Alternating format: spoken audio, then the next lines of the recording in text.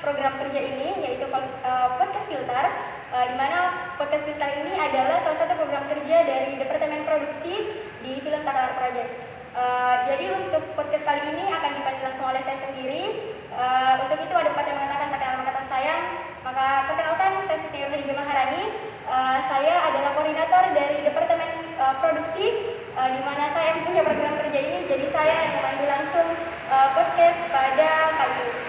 Jadi pada podcast kali ini tidak jauh berbeda dari podcast sebelumnya, dengan tema yang lebih menarik tentunya, dan bintang tamu yang lebih menarik juga sudah ada di samping saya.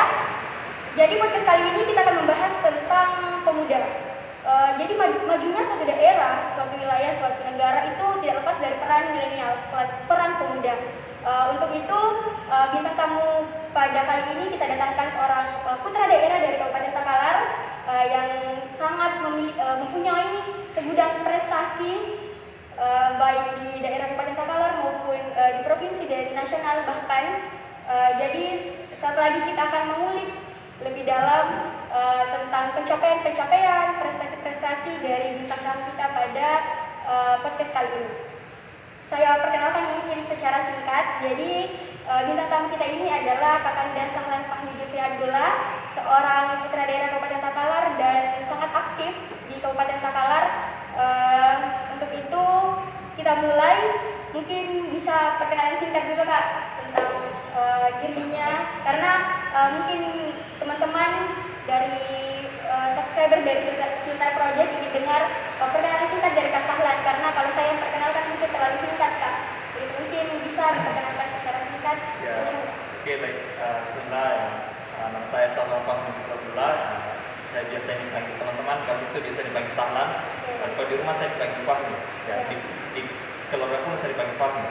Saat ini saya masih sebagai mahasiswa semester 4 di Universitas Hasanuddin Makassar, di Fakultas Teknik. Saya mengambil program studi perencanaan wilayah ibu kota.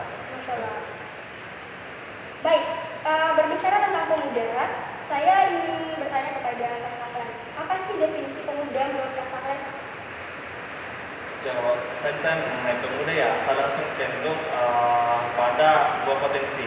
Kemudian definisi saya dalam menggambarkan konsep pemuda adalah sebuah potensi dalam suatu daerah yang pemuda yang ada terdapat pemuda di sana, dalam artian daerah tersebut mempunyai sebuah potensi.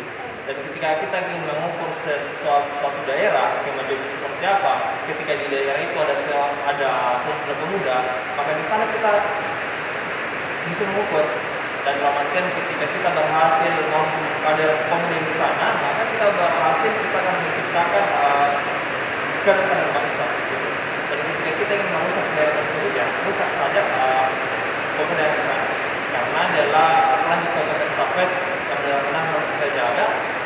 Dan misalkan sampai di Filter Project ada pemuda, ketika kita ingin menghancurkan Filter Project, rusak saja ada di sana, rusak generasi di sana. Menarik definisi pemuda dari Kak Sahlan.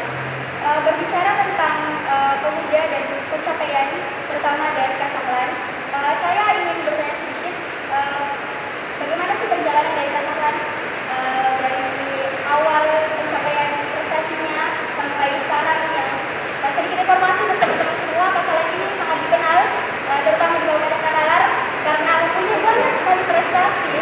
Untuk itu mungkin bisa di-sharing ke teman-teman subscriber dari Filter Project, apa sih bagaimana perjalanan Kak Sahlan untuk mempunyai segudang prestasi dari pencapaian?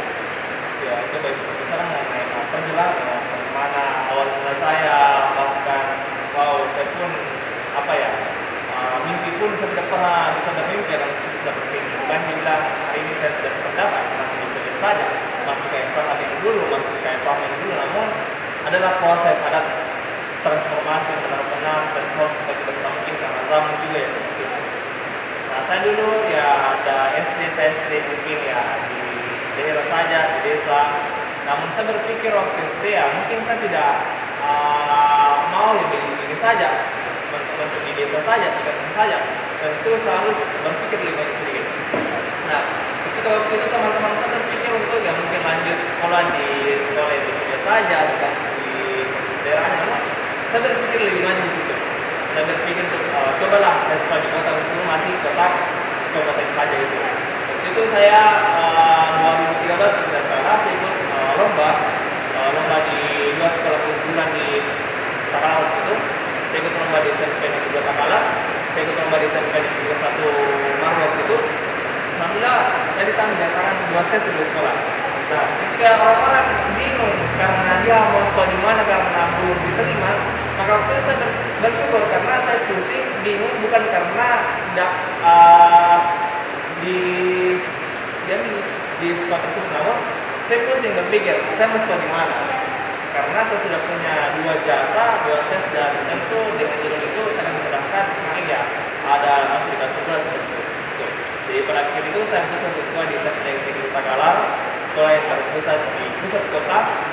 Maka di sana benar-benar saya terasing di sana, sangat terasing. Bahkan pada saat itu saya mendapatkan sebuah pernikahan oleh rekan-rekan saya. Itu pernikahan cukup. Saya dipanggil cukup waktu itu karena mungkin ya penampilan saya terlalu offside waktu karena saya kebiasaan saya mungkin di desa di kampung terus datang di kota mungkin banyak anak-anak mungkin dari pejabat-pejabat yang saya berteman dengan mereka dan mereka kayak kaget melihat cara saya berpenampilan. Waktu itu saya sih biasa-biasa saja mau panggil apa sih cukup, dan itu bentuk apresiasi atau penilaian dari mereka terserah bilang seperti apa. Namun saya tanamkan di sana ketika itu panggilan cukup melekat diri saya itu sama sekali tidak berpengaruh sama saya. Intinya saya akan buktikan berproses, dan paling lucu itu waktu ya mungkin ya masa kita pertumbuhan remaja ya anak muda dulu saya suka sama seorang waktu itu. Saya suka sama seorang itu, dan pada saat itu orang yang saya suka itu adalah orang yang paling berkoar bilang saya cukup, dan bagaimana perasaan saya itu ketika orang kita suka terus dia adalah orang yang paling kotor dari kita. Di sana betul saya sabar saya ini mungkin ya sebuah proses. Ya, saya terus lanjut kelas 2 ya panggilan itu tetap melekat, namun tetap jiwa saya tetap besar ingin berubah menjadi lebih baik. Dan nanti kelas 3 mulai proses-proses yang saya rasakan ingin proses menjadi lebih baik, dan hal itu saya mulai pada saat menjadi ketua kelas. Ada sebuah kisah saya menarik pada saat saya menjadi ketua kelas. Seperti itu adalah sebuah amanah. Pertama, saya pun dipilih menjadi ketua kelas bukan karena potensi yang saya miliki, bukan sebenarnya. Namun pada saat itu ketua kelas yang sebelum itu agak dibenci karena dia tidak pro sama siswa. Pada saat itu saya terpilih. Awalnya orang-orang bahkan 4 calon, saya ingat sekali karena itu merupakan pengalaman bersejarah bagi saya. 4 calon waktu itu bahkan saya meraup suara 50% dari total suara yang ada. Waktu itu ya mungkin pekan pertama, sebulan pertama rekan-rekan saya ya orang-orang pilih saya itu masih pro saya. Namun saya berpikir di sana kalau saya memimpin hanya dasar karena penilaian dari orang lain itu tidak cukup bagi saya. Dan saya rasa adalah sebuah kepemimpinan tanggung jawab. Saya menggerakkan, saya merupakan ekskalator, saya merupakan operator waktu itu. Saya berpikir saya harus mengambil terobosan-terobosan baru, maka 2 bulan kemudian bahkan saya menjadi disukai karena saya mengambil kebijakan-kebijakan yang mungkin mereka tidak sukai senangi. Namun saya sederhana, tidak apa-apa Anda benci saya, tidak sukai saya, yang penting Anda berada pada jalan yang benar dan tepat. Dan percuma bagi saya ketika Anda senang terhadap saya, suka terhadap saya, namun Anda berada pada jalan yang tidak benar. Itu prinsip yang saya pasang. Nah, setelah itu ya mungkin ya bahkan orang-orang yang duduk di atas stek bilang saya cukup itu kembali respect sama saya. Respect artian ya mungkin itu juga mengenai waktu ya proses. Lambat laun saya masuk SMA, di sana saya benar-benar memilih di sana penuh tantangan karena kita kan juga ada beberapa sekolah unggulan. Penuh tantangan saya memilih sama naik kata, dan pada akhirnya saya memilih sama naik kata dengan sejumlah alasan yang luar biasa. Saya tidak memilih sama naik kata dengan begitu saja. Bahkan saya ada waktu SMP itu ada sahabat saya, sahabat ya sekitar 5 orang. Dia benar-benar menjadi social of control bagi saya. Ketika ada hal yang mungkin mengganjali saya, ada penampilan saya, ada hal yang tidak senang dengan saya, dia adalah orang yang pertama kali menegur saya. Dan pada waktu itu pada saat saya masuk SMA, mereka semua membenci saya karena saya memutuskan untuk bisa sekolah sama dia. Namun karena ya inilah visi ke depan mungkin ya, artian ini hal biasa lah kita berbeda pendapat apalagi kan demi kebaikan pendidikan tentunya. Ya, pada saat saya masuk SMA, saya menaik Negeri 3 Takalar, saya melihat sebenarnya katakanlah punya potensi yang luar biasa, dia berada di pusat kota juga. Saya memang targetkan setiap semester itu saya harus terbang, ya terbang naik pesawat ke luar daerah, itu saya targetkan. Alhamdulillah kemarin di Semenanjung Gigi Kata-Kalar saya baru 1 bulan kayaknya di Semenanjung Gigi Kata-Kalar itu saya dinyatakan lolos ke UGM dan UI pada 2016 waktu. Ya UGM dan UI di Yogyakarta waktu itu menjadi perwakilan dari Indonesia Timur Olimpiade Statistik waktu itu. Kemudian dalam kemudian selanjutnya saya ke UGM lagi, dan kemudian ada panggilan ke Surabaya lagi menjadi biologi, kemudian ke Brawijaya, dan seterusnya ya intinya waktu SMA kayaknya saya 5 sampai 6 kali lah. Dan yang menjadi yang menarik yang saya ingat adalah mengenai terbang pesawat. Waktu SMP itu saya ingat sekali dengan rekan saya ketika saya mengatakan, ketika dia berbicara mengenai pesawat, saya bisa terdiam karena waktu SMP saya benar-benar tidak pernah naik pesawat, tidak pernah merasakan itu. Dan ketika dia tanya saya apakah saya pernah naik pesawat atau tidak, saya hanya waktu itu saya ingat sekali, saya hanya bilang saya tidak akan naik pesawat pertama kalinya kalau bukan pesawat prestasi. Itu yang saya ingat sekali, saya sampaikan dengan dia. Dan dia apa? Dia tertawa, dan di sanalah semangat saya membara untuk naik pesawat pertama kalinya dalam pesawat prestasi. Dan alhamdulillah semenjak saya naik pesawat sampai hari ini, kemarin saya dari Jawa, saya tidak pernah keluar kota pesawat dengan hanya karena sekedar jalan-jalan saja. Tentu ada tujuan yang kita ingin capai di sana, dan tentu ada tujuan yang ada hal yang kita bawa pulang. Itu mungkin ya proses perjalanan saya, bagaimana saya dipanggil cupu, dan kemudian orang-orang tidak respect kepada saya, dan pada akhirnya orang-orang menoleh, oh ternyata yang salah. Ya dulu benar-benar saya jauh dari kata apa dibilang. Sekarang terkadang saya bicara di depan, mimpi pun saya tidak pernah bermimpi seperti itu. Sekarang saya mungkin ya ada beberapa amanah organisasi yang kita emban. Benar-benar kalau saya berpikir mengenai dulu, wow sangat jauh dari sekarang. Namun itulah kita tidak tahu ke depan seperti apa. Kita bisa berprosesnya. Untuk teman-teman juga ya semangat berproses, saya tidak tahu, jangan berkecil hati dalam artian saya ini orang biasa-biasa saja, sama saja, saya pun hanya orang biasa-biasa saja. Mungkin ada visi ke depan, ada tekad ke depan untuk bisa menjadi luar biasa. Saya sederhana, ketika kita bisa menjadi luar biasa, kenapa kita mau menjadi biasa-biasa saja? Dengan menjadi luar biasa, gapen kita, langkah-langkah kita itu lebih jauh ke depan dengan orang yang biasa-biasa saja. Mungkin seperti itu perjalanan singkat saya. Bukan singkat, cukup panjang. Mengenai pencapaian yang sudah diceritakan tadi sangat luar biasa sekali. Apa sih yang menjadi motivasi dari Kak Sahlan atas segala pencapaian-pencapaian yang dicapai selama ini? Apakah ada motivasi dari orang-orang terdekat, atau ada motivasi dari orang-orang yang spesial? Mungkin bisa diceritakan. Ya mungkin ada terkadang orang yang mengatakan motivasi dia sukses adalah karena ada mantan yang harus menyesal. Ya kalau saya sih berbeda. Saya mungkin ya seperti yang saya sampaikan dalam artian, ketika saya bisa menjadi orang luar biasa, ketika saya bisa langkah saya itu 2 kali lebih cepat di antara dengan langkah-langkah orang lain. Kenapa saya pilih langkah setengah langkah saja? Itu sederhana. Kemudian ya mungkin keluarga saya juga ya bagaimana ya, semua orang-orang akademisi, dia mungkin ya jago di kelas, dan saya mungkin saya 3 orang bersaudara. Saya tuh anak kedua dan 3 orang bersaudara. Kakak saya adalah seorang akademisi, adik saya seorang akademisi, dan saya belok dari mereka semua. Dan itu jelas tampak di permukaan bagaimana dengan karakter kakak saya, bagaimana dengan karakter adik saya dan karakter saya, perilaku saya, kebiasaan-kebiasaan itu akan jelas tampak. Dan menjadi motivasi saya selalu untuk menjadi berkuasa untuk lebih maju sih orang-orang di sekitar saya, keluarga saya, rekan-rekan saya. Jadi orang spesial sih, ya semua orang spesial bagi saya. Tidak yang dispesialkan dan tidak ada pun yang tidak dispesialkan. Semua itu yang saya tekankan. Terkadang saya memperlakukan semua orang sama, tidak ada yang berbeda-bedakan. Itu yang saya sampaikan terkadang sama teman-teman semua.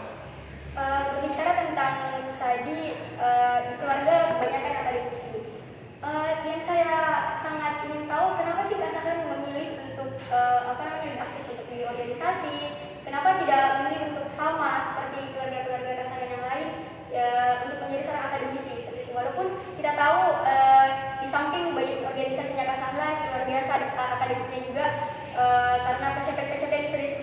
seperti Olimpiade Biologi, Olimpiade Statistika dan lain sebagainya. Saya rasa itu adalah cukup bisa dibilang masalah juga akademisi. Tapi luar biasa sekali karena mempunyai juga organisasi yang banyak dan cukup berperan aktif di Kabupaten Bakalan. Itu sih Kak, kenapa bisa memilih untuk berbeda seperti itu? Iya, berbeda untuk bersama sebenarnya. Iya, jadi kalau ini organisasi saya itu pertama kali masuk organisasi pada saat SMA. Dan saya target SMA itu saya memang harus masuk OSIS. OSIS adalah tempat saya mengenal, mencicipi bagaimana rasanya organisasi. Dan ternyata ya berbagai tantangan dalamnya. Ternyata setelah saya sudah berproses, saya coba di luar, saya diterbang di luar, saya mengikuti berbagai kegiatan di luar. Alhamdulillah itu kemarin organisasi saya pertama di luar itu saya dimanahkan menjadi Ketua Forum Pemuda Berkeadilan Sosial Sulawesi Selatan untuk karena sebuah kegiatan. Dan kemudian alhamdulillah pada hari ini ya saya juga terkadang tidak menyangka bisa ya saat ini benar-benar saya mungkin ada tanggung jawab yang besar saya emban. Kemarin setelah hitung saya mengemban amanah ada di hampir kurang lebih 10 lah organisasi yang luar biasa yang buat saya yang pagi malam misalkan terus kalau malam sudah tidur. Iya, kalau dikatakan mengenai kenapa saya pilih berbeda, soalnya sederhana. Saya hanya masuk di ruang-ruang yang saya bisa masuk. Kemudian kemarin pada saat saya yang seperti saya sebutkan tadi, saya mentarget masuk organisasi, saya mencicipi bagaimana sih rasanya organisasi itu. Dan pada saat SMA, saya tidak mau di akademik di organisasi saya ada, namun di akademik saya tidak ada. Itu jadi saya memang masuk organisasi, kemudian ikut lomba-lomba, dan ini hal yang menarik soalnya. Kalau orang-orang mengatakan sangat pintar itu saya jadi malu. Jadi benar karena soalnya dalam akademik saya yang tidak ada apa-apanya. Kemudian ketika saya mengikuti sebuah kompetisi yang benar, memang kemarin saya sempat keluar kota beberapa kali untuk di statistik ada, Olimpiade Biologi ada. Kemudian dalam misal skala sebuah pelajaran dalam 1 sampai 10 saya mungkin hanya punya 2 angka, punya modal angka 2, mungkin teman saya punya sampai angka 10. Bukan serius, saya tidak mau main. Saya mungkin hanya berangka 2, 3 atau 4 atau 5, namun potensi itu yang saya manfaatkan untuk maju ke depan. Sedangkan teman saya mungkin yang punya angka 10, dia hanya di kelas, dia tidak ingin berkompetisi seperti itu. Jadi dia saya manfaatkan. Dan pada saat saya ingin ikut kompetisi, yang paling pertama saya kalahkan adalah bukan orang lain, bukan orang luar, siapa? Diri saya sendiri. Ya, itu yang paling susah, yang paling sulit. Jauh lebih sulit ketika kita ingin mengalahkan diri kita sendiri dibanding kita akan mengalahkan orang lain. Dan ketika kita ingin mengalahkan diri sendiri, maka yang salah titik tujuan itu ada. Itu yang pertama. Ketika kita bisa mengalahkan diri sendiri, bisa peluang, dan alhamdulillah saya pun ternyata tidak menyangka kemarin ya di bertahan di sini salah lolos dan bagaimana. Tapi saya bukannya tidak puas seperti apa, namun saya rasa itu hal yang biasa bagi saya berproses. Jika dibilang memilih untuk berbeda, sebenarnya tidak juga sesuai untuk berbeda. Tidak, saya ikut saja jalan sesuai dengan visi saya, kendor saya. Ketika saya melihat ada ruang kosong di sana, kita bisa berpartisipasi di sana, kita ada peluang di sana, maka peluang itulah yang saya manfaatkan sampai sekarang. Kemudian jujur nih ya, saya jujur sekali. Dulu saya tuh sering mendapatkan angka 0 di kelas oleh matematika. Dan yang paling tragis adalah mungkin karena ayah saya seorang guru matematika dan anak ini mungkin dapat angka 0, angka merah pada setelah matematika, mungkin banyak orang berpikir lain. Seperti kok bisa sih? Namun sederhana saja, meskipun Anda pintar atau kalaupun itu tidak pintar juga, kalau Anda tidak masuk belajar misalkan, Anda pasti tidak akan tahu materi itu. Dan kemarin pada saat saya tamat SMA, saya ini bukan dari latar belakang pendidikan, saya jurusan Perencanaan Kota. Saya kemarin mendapatkan banyak tawaran menjadi guru privat matematika. Guru privat matematika. Saya pun tidak habis pikir kok bisa saya namanya sebutan tangan. Lalu saya terima, lumayan juga ternyata. Kalau kita mau hitung dari segi pendapatan misalkan, pada saat saya mengajar ini pelajaran SMP kemarin, kita datang ke rumahnya, kita ajar, alhamdulillah. Ya, saya coba beberapa bulan, 3 bulan kayaknya, dan terakhir karena pandemi. Dan sampai saat ini saya sudah tidak ambil lagi untuk tawaran privat matematika. Mungkin tidak mau seperti apa, namun ya kita punya visi ke depan seperti apa, tetap fokus pada disiplin ilmu. Mungkin seperti itu mengenai memilih untuk berbeda. Iya, mengenai bahasan tadi, saya cukup tertarik mengenai Kak Sahlan yang mengatakan bahwa salah satu cara untuk kita bisa berkembang adalah mengenalkan diri kita sendiri. Adakah cara dari Kak Sahlan untuk bisa mengenalkan diri sendiri, untuk punya self control? Apa yang Kak Sahlan lakukan seperti itu? Mungkin bisa berbagi tips, sharing kepada teman-teman. Ya, sebenarnya juga sederhana ya cara mengenalkan diri sendiri. Pertama, memang dari dalam diri kita, memang mindset kita seperti apa ke depan, semangat kita seperti apa, apakah putaran pikiran kita apakah berada memang pada koridor itu, atau pikiran kita memang tidak dalam koridor itu yang paling pertama. Ketika saya mengalahkan diri sendiri, tentu saya dihantu dengan mindset saya sendiri, saya dihantu dengan visi saya, tujuan saya itu mengikuti saya. Karena itu yang telah saya tanam memang. Dan ketika kita tidak menanamkan itu, maka susah mengalahkan diri sendiri. Itu sangat sederhana. Jika orang bertanya, Kak, bagaimana cara yang seperti itu? Bagaimana cara dapat sesuai itu? Sederhana soalnya. Pantaskan dirimu.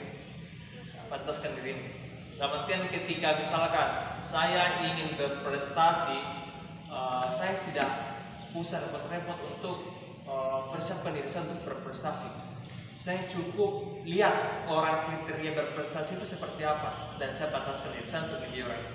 Jadi itu kan datang dengan sendirinya, dan akan datang dengan sendirinya. Jadi misalkan ya, kita sedikit bahas politik misalkan, orang saya tidak usah repot-repot untuk menjadi presiden, menjadi gubernur, menjadi bupati, tidak usah repot-repot. Cukup Anda menjadi orang-orang yang dibutuhkan oleh rakyat, orang-orang yang dibutuhkan oleh orang publik, maka rakyat akan datang sendiri untuk memanggil. Itu sederhana. Ini yang mungkin hari ini kita lihat adalah seperti apa di Indonesia, dan terutama ketika misalkan bahkan di berprestasi ya. Saya sering ke lomba-lomba yang terkadang bermain curang dalamnya banyak. Terkadang lomba-lomba ternyata cara-cara seperti itu masih merajalela di Indonesia. Baik, kita tadi Kak Sahlan punya banyak sekali organisasi, banyak sekali urusan-urusan yang bisa dibilang cukup menyita banyak waktu dari Kak Sahlan. Sampai tadi dikatakan bahwa susah tidur ke saat malam, dari pagi sampai malam urus organisasi terus. Jadi bagaimana sih Kak Sahlan caranya untuk mengatur waktu, manajemen time-nya bagaimana? Karena jujur saya sendiri juga punya beberapa organisasi, dan salah satu hal yang paling sulit adalah bagaimana cara kita mengatur waktu seperti itu. Jadi adakah tips atau bagaimana sih cara Kak Sahlan mengatur waktunya? Ya, lagi-lagi setiap proses yang saya alami, saya bukannya dibilang tidak puas atau merendah untuk meroket, salah tidak, karena yang salah semua sederhana. Dalam membagi waktu pun sebenarnya sederhana cara membagi waktu, mungkin tidak beda dengan orang-orang yang lain.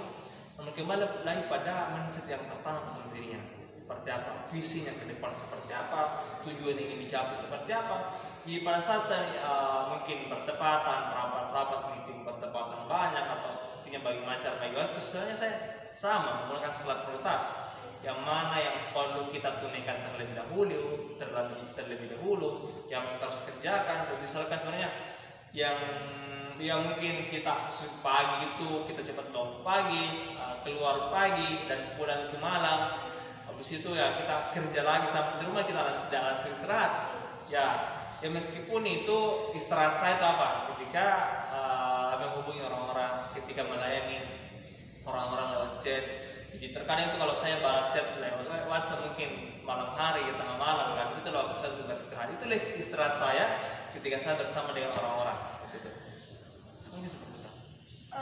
Berbicara tentang organisasi lagi Kak Sahlan. Tentu ada banyak orang yang kontra terhadap kita.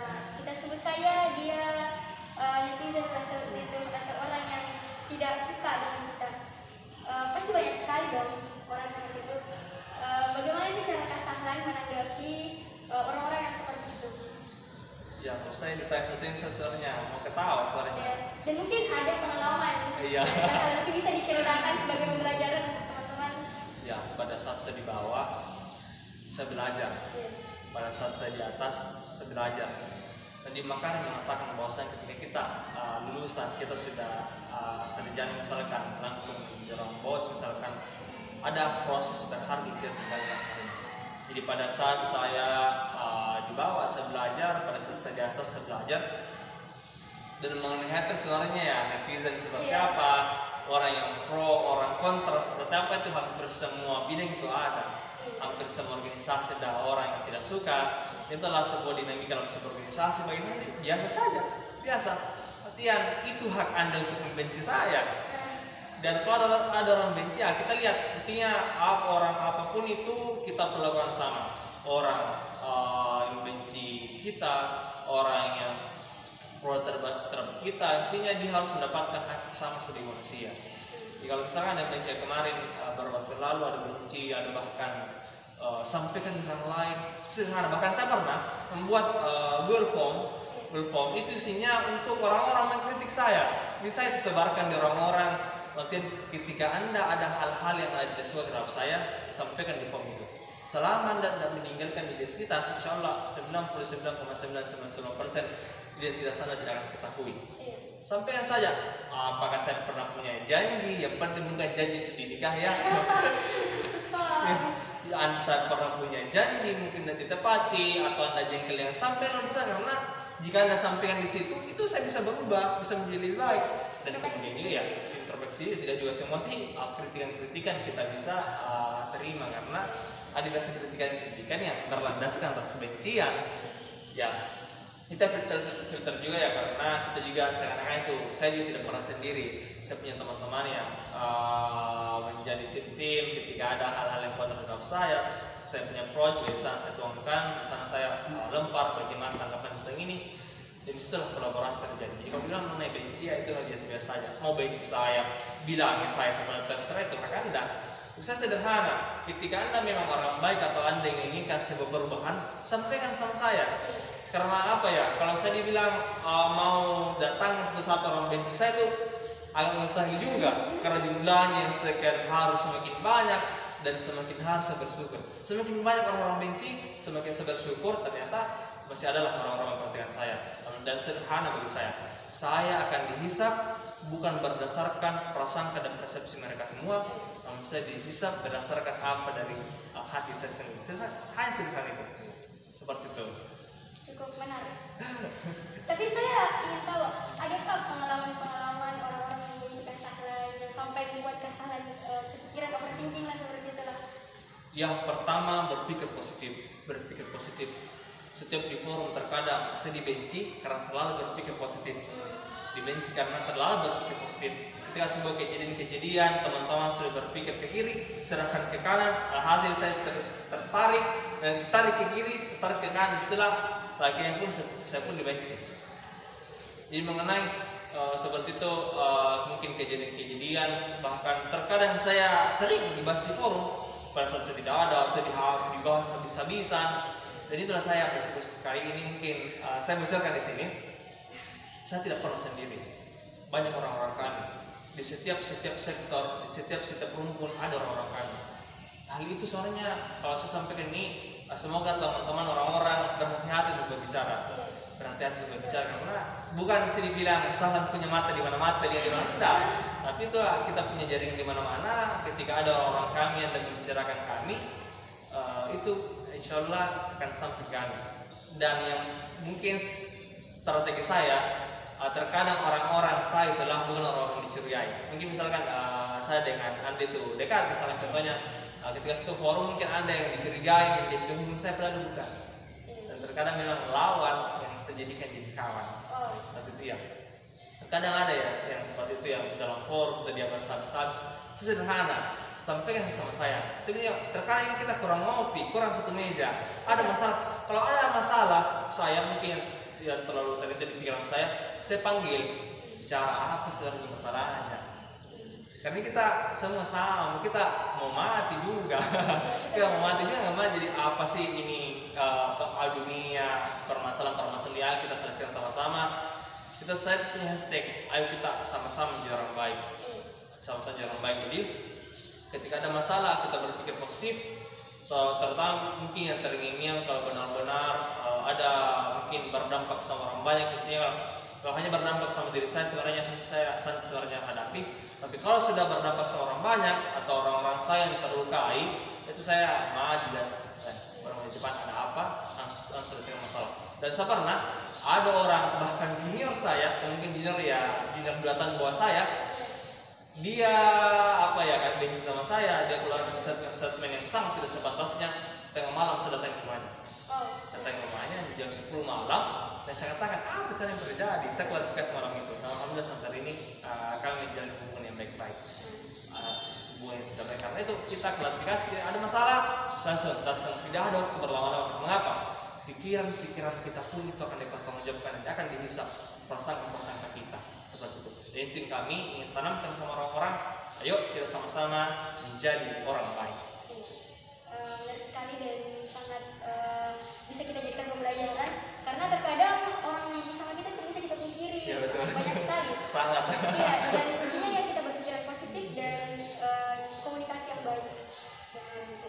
Jadi selanjutnya nih Kak Sahlan, apa sih yang menjadi moto pelajaran dari Kak Sahlan menjalani kehidupan selama ini, menjalani banyak sekali pencapaian-pencapaian, mendapatkan banyak pencapaian dengan prestasi sampai sekarang, mungkin bisa dibagikan ke teman-teman. Ya, berbicara mengenai moto saya kemarin itu moto saya berkarya, berprestasi, dan bermanfaat. Artian saya harus berkarya, karya saya harus ubah dalam bentuk prestasi, dan saya harus adaptasikan menjadi sebuah kebermanfaatan. Kalau terkadang ada orang yang kerjanya hanya berkarya, tidak tercatatkan oleh sejarah karena tidak tercetak dalam sebuah prestasi. Dan kemudian terkadang ada orang yang segudang prestasi yang banyak, namun dia tidak ada kebermanfaatan, dia tidak ada orang yang bisa merasakan. Itu output dari kita hidup seorang kebermanfaatan. Sebaik-baik manusia adalah orang yang bermanfaat seperti itu. Dan kemarin saya sempat ya dari berkarya, berprestasi, bermanfaat itu saya sedikit edit, itu tambahkan di belakang itu belajar. Artian tanpa belajar itu karya itu kantong kosong, tidak ada nilai berharga dari proses karya itu, tidak ada nilai berharga dari prestasi itu, dan tidak ada nilai berharga dari kebermanfaatan itu ketika tidak ada proses belajar. Kemudian terus belajar, pas kita belajar ya seperti yang diikuti dari buku Muhammad Al-Fendi, terbaik dari dua fase, yaitu fase belajar dan fase berkontribusi. Dan pada fase belajar ini kita benar-benar harus belajar, dan bukan berarti kita belajar dan tidak ada nilai kontribusi, tetap ada kontribusi, namun tetap bersubstansi pada pembelajaran. Dan pada saat ya ada juga fase yang kita berkontribusi, dan bukan berarti pada saat kita berada pada fase kontribusi itu kita tidak belajar, namun kita harus tahu, paham bahwasanya kita harus bersubstansi pada proses berkontribusi itu. Seperti itu. Terakhir nih Kak, mungkin bisa kasih tips ke teman-teman bagaimana sih cara kita tetap berperan aktif di pandemi ini, karena tidak bisa kita pungkiri sekarang masih pandemi COVID-19. Jadi karena kebanyakan teman-teman subscriber dari Filter Project adalah pemuda tentunya, bagaimana sih tips dari Kak Sahlan? Apa saja sih tips dari Kak Sahlan agar kita tetap aktif, tetap berperan aktif, tetapi di masa pandemi? Saya kemarin pada saat awal pandemi, ayah saya tuh bilang, ini di masa pandemi ini tidak bisa kita pungkiri, banyak kaum perubahan yang berkembang biak. Ya, betul. Nah, pada saat orang-orang berpikir untuk perubahan, di sana kita berpikir untuk memberikan perubahan. Orang-orang yang di atas kasurnya, orang-orang nyaman di gadget, melakukan hal-hal yang tidak bermanfaat mungkin. Nah, di sanalah saatnya saya untuk memberikan perubahan. Dalam artian ini kan masih pandemi. Selepas pandemi ini mungkin ini pun sudah new normal, sudah hampir masuk kampus. Nah, pada saat saya mungkin nanti sudah 90% normal, di sanalah harus ada perubahan. Saya harus membawa inovasi-inovasi yang baru, saya harus membawa gagasan-gagasan yang baru, saya harus membawa gebrakan baru, dan tentu karya-karya baru. Dan tentunya harus ada perubahan. Tips bagaimana sih bisa produktif yang sering kita Kak, apa tips di Instagram biasa dan DM Kak, bagaimana sih Kak tips produktif dalam pandemi? Sebenarnya ini hanya kemauan, ketika ada kemauan hal yang kita bisa lakukan masa pandemi ini, terutama melakukan gebrakan baru, ikut webinar pun itu sudah termasuk kegiatan produktif dibandingnya mungkin di rumah saja dan dilakukan ya itu sebenarnya sederhana itu, namun terkadang pikiran orang, mindset orang yang mengurung pikirannya sendiri sehingga terbatas untuk melakukan sesuatu seperti itu. Baik teman-teman semuanya, cukup menarik sekali, banyak sekali pembelajaran yang bisa kita ambil dari pembahasan dengan Kak Sahlan. Terakhir sekali nih Kak, Iya. silahkan Kak Sahlan memberikan closing statement untuk teman-teman yang nonton nanti podcast ini. Semoga dapat bermanfaat untuk teman-teman semua, dapat dijadikan pembelajaran yang menonton podcast ini. Untuk itu saya persilakan kepada Kak Sandi. Ya, semua orang diciptakan sama. Ya, ada yang kemarin mengatakan terlahir telanjang dan mati pun telanjang. Jangan ada pernah minder, kaya miskin, latar belakang apapun. Semua manusia mempunyai tupoksi yang sama, semua punya latar belakang yang sama, dan teman-teman harus yakin dengan latar belakang itu, dengan latar belakang yang teman-teman miliki, dengan latar belakang itu pula yang akan mengantarkan teman-teman ke surga. Jangan pernah minder. Saya miskin, saya tidak bisa memberikan perubahan, saya tidak bisa seperti itu. Jangan minder. Yang mengatakan kok si dia tidak pusing, si dia tidak bimbang, itu hanya persepsi Anda. Ayo kita sama-sama berproses, hilangkan hal-hal apa kiri dan kanan Anda yang dapat menghambat Anda, karena hanya ada satu orang di dunia ini yang menghambat Anda untuk maju. Itu siapa? Diri Anda sendiri. Itu saya salah dululah. Mungkin itu yang saya bisa closing yang saya bisa sampaikan. Oke, terima kasih Kak Sahlan untuk kebersamaannya hari ini. Semoga apa yang dibagikan, apa yang disampaikan tadi dapat bermanfaat untuk teman-teman yang nonton podcast ini nanti, bagi semua pendengar podcast Filter Project. Dan semoga kedepannya akan banyak lagi podcast dan bintang tamu yang lebih menarik tentunya. Semoga program ini berlanjut terus supaya kita dapat memberikan edukasi, kita dapat memberikan kegiatan-kegiatan yang bermanfaat untuk orang-orang di sekitar kita. Jadi untuk itu saya pada kesempatan kali ini saya Siti Maharani pamit undur diri. Terima kasih banyak atas kebersamaan teman-teman semuanya. Terima kasih Kak Sahlan. Dan semuanya, wassalamualaikum